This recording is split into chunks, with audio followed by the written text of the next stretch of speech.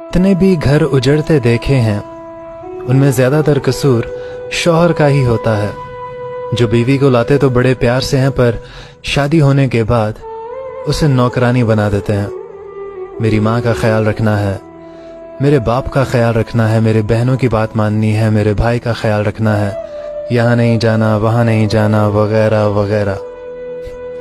बेचारी को कैदी बनाकर रख देते हैं, और अगर गलती से किसी दिन किसी काम में कमी रह गई या कोई फरमाइश कर दी तो गाली गलौच, और उसके खानदान वालों की जो हालत जार होती है वो अलग।